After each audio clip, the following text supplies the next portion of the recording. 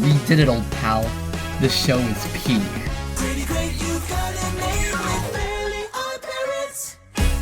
For those who don't know, The Fairly OddParents: A New Wish is a sequel series to The Fairly OddParents created by Butch, you get the joke by now, Hartman.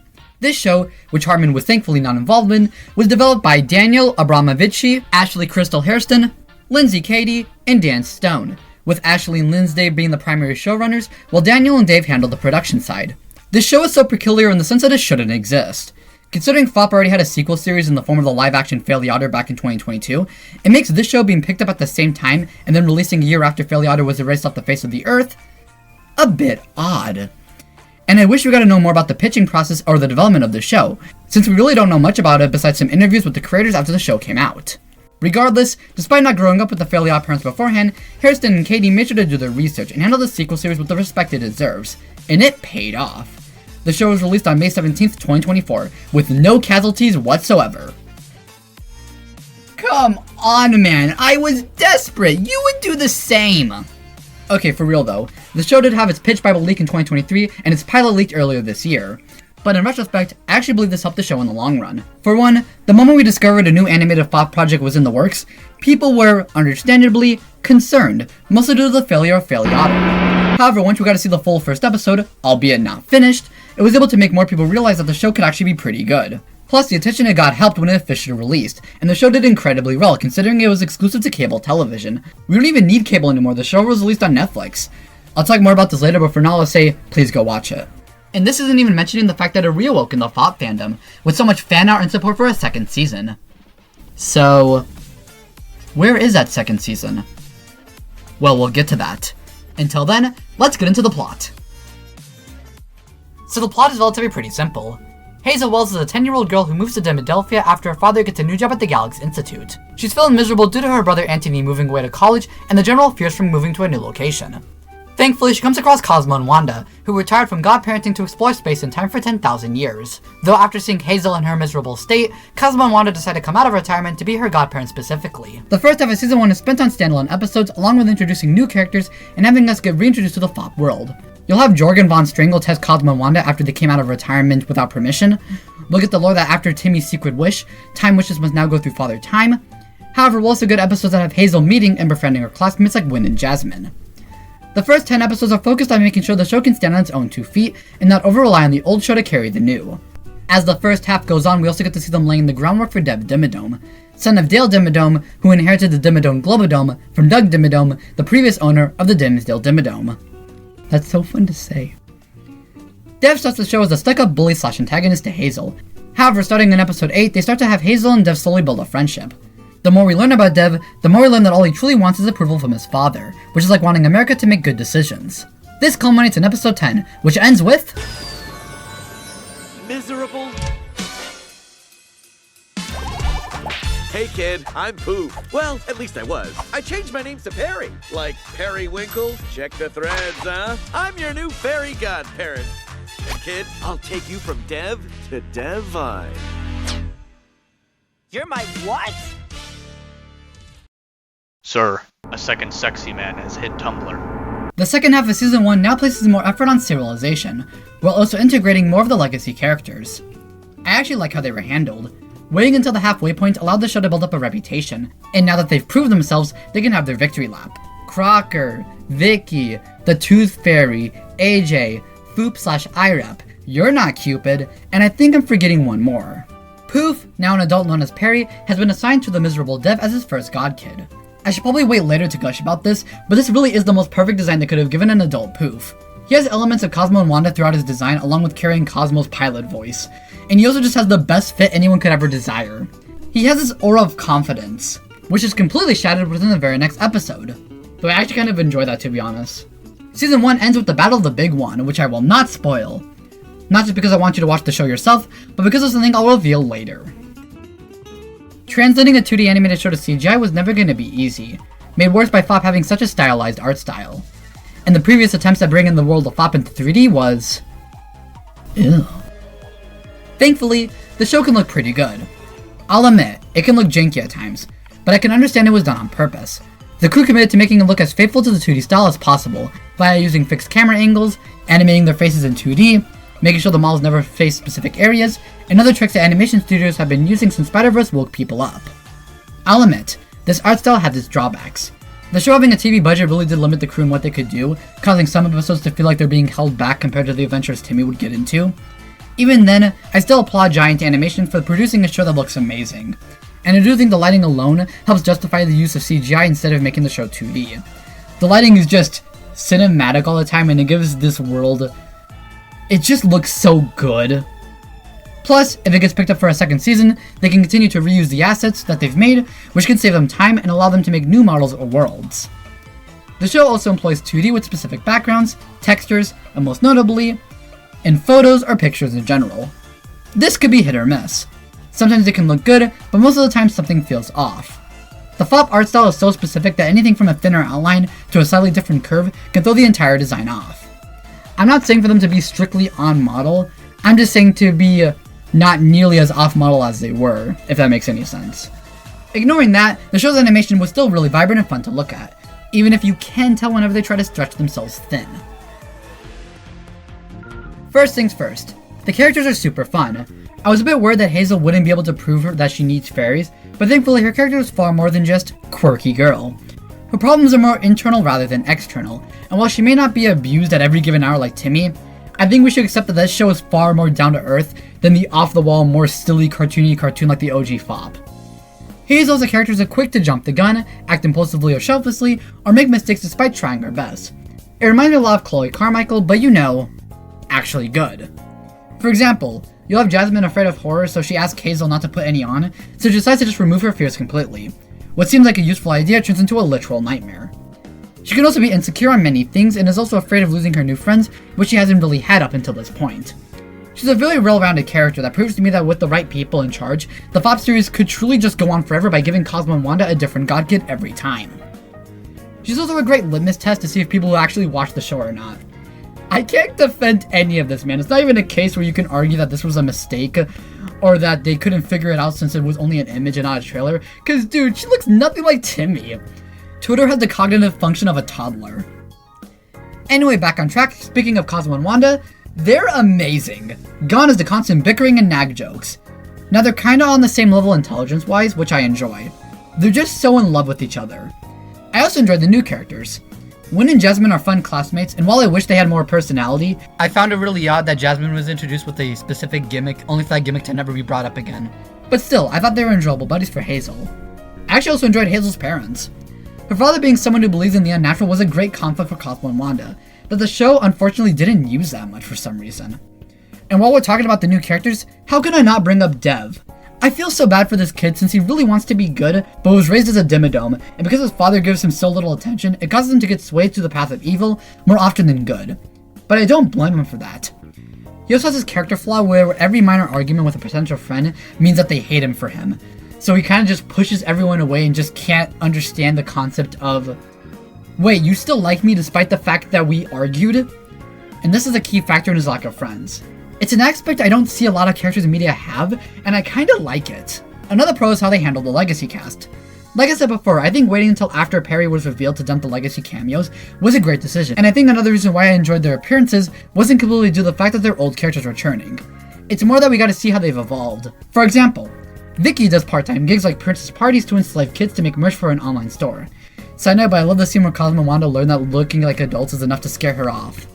Another example is Crocker being washed up and kinda just being pathetic. Honestly, I love how they handle the lore in general. The decision to acknowledge all of FOP's history, even the bad parts in the show, was a huge gamble that paid off. Whether it's new rules regarding time, which references how Timmy abused time in Season 8's Timmy's Secret Wish, Perry and IREP's exist in canonizing Season 6 and 7, Hocus Pocus, also from Timmy's Secret Wish, heck, even something as small as Sparky's name appearing on a to-do list canonizing Season 9. I would not be shocked if Season 2 decides to bring back Chloe, and I kinda hope they do because I feel like they could do justice to her character. They could have easily written off Season 6 to 10 and only focused on the Season 1 through 5, but the fact they weren't afraid of acknowledging the show's ugly history and they proceed to make good of them proves to me that the show's original ideas weren't bad. They were just executed improperly. And now that there's new blood running through the show's veins, they can do justice on ideas that kinda sucked originally. The show's also just pretty funny. not laugh out loud funny, but there are episodes where the concepts or plots normally would be something I hate, but the fact that they were so funny elevated the episodes to me. The music's also amazing. Fop has always had a jazz influence, but this show cranks it up to 11, and oh my god, it's so good! I wish they got to sing more songs this season. That New York song was amazing. First things first, some episodes feel a bit tight on time. I actually really enjoyed the 22-minute episode since it feels like they knew how to manage their time better. Meanwhile, the majority of the season was 11-minute segments, and they were fine, but some episodes felt like they needed more time. You have lessons that are set up only to have Hazel acknowledge that she learned her lesson, despite never really having that aha moment or realizing her mistake beforehand. It feels like there's something missing that I can't explain. Another con is how this show has these really cool concepts, only to not use them much. Remember how I mentioned how Hazel's dad is a ghost hunter? Well, that's mostly used for jokes and isn't used much. Honestly, I assumed back when episode 1 was leaked that Cosmo Wanda would have to hide more or figure out how to get around new situations with Hazel's dad being super into the paranormal. But they're just out in the open a lot. I think the worst example is that Luck episode where the newswoman just films them. The show really doesn't hold your hand when it comes to its story and just assumes you've seen the original show, which granted, as someone who's seen the original show, I can comprehend it. But considering this is still technically a reboot of a TV show that ended in 2017, I think you should have gone out of your way to reintroduce basic elements, like how fairies aren't allowed to be seen by anyone other than the god kids or else they'll disappear. It's weird since they know this and they'll make sure to re-explain certain concepts like anti-fairies or specific backstories in later episodes, but even then, I can't blame a kid if they watched the show and got confused by a reference or joke since they didn't grow up with the original show. And this wouldn't be an issue if Nick decided to re-air the original show, but they don't. Another con would probably be the semi-rushed character arcs, particularly with Dev. I do believe the way how they became buddies simultaneously takes too long but is also rushed at the same time. And my reasoning is how they'll dedicate episodes to building up their friendship, but in between you'll get standalone episodes that do not progress the plot at all. And while I get it, we need to have standalone episodes in an episodic show, it can be really disrupting, especially when you get 2 back-to-back low episodes followed by 4 unrelated episodes. Not to mention the fact where I feel like Dev probably should have used more episodes building up his character arc. And this presents an issue when you have plot points set up like Dale slowly learning about the existence of fairies, or Dev calling to do research on anti-fairies, only for these plot points to be resolved off-screen. And now I'm going to take this conversation where every conversation inevitably leads to, let's talk about the Owl House. The Owl House Season 1 is actually very similar to A New Wish in how it handles its story. Well, you have a bunch of standalone episodes divorced from the main story, but then random episodes that do progress the story. But the key difference is that even in their standalone episodes, you notice the status quo changing. Like, you'll have Amity start by hating Luz, then they get their spotlight episodes where you get to see them becoming friends. Then in an unrelated episode, you'll have a few seconds where Amity is by herself contemplating Luz going to her school, which is nice foreshadowing for the episode that reveals her crush on Luz. It's able to add more depth and give even a tiny bit of insight into episodes that are otherwise focused on different characters or divorced from the story. And I bring this up because I believe they should have done this with A New Wish. Show Dev doing research on his phone or a scene with him without Hazel as a joke. Maybe show him acting a bit different to Hazel instead of just reverting to how he was pre-episode 8. I don't even hate the story or how it was handled, I just wish it could have been better. Another con, unfortunately, is the season finale. I'll do my best to not spoil anything, but this episode reminded me a lot of the OG show's hour-long specials. Abba-Catastrophe, Schools Out the Musical, Fairy Idol, Jimmy Timmy Power Hours, Wishology, etc. Except the key difference is how those specials were an hour long, Abba-Catastrophe was 3 hours, Jesus Christ. Meanwhile, this episode is 22 minutes. And my god, does it feel like they need more time. So much happens in this episode, and I enjoyed it, don't get me wrong. But god, do I wish it was longer to let things breathe. Things happen way too fast. I almost wish they made the prior episode tie into this one so I had less things to juggle. I have a feeling this was caused by them fearing they won't get a season 2, so they tried to cram a lot into a single season, which, I'll give them props, it's been a quick minute since I've seen a new show that had a full season. 36 segments, or 20 episodes, for a season should be normal. But then again, in the age of streaming, it's shocking that A New Wish didn't get stuck with a 10 or 8 episode season. Still, I hope in the future they work on pacing. 11-minute episodes can work. We've seen it work. This is just growing pains that I believe the show can work out of if it's allowed to continue.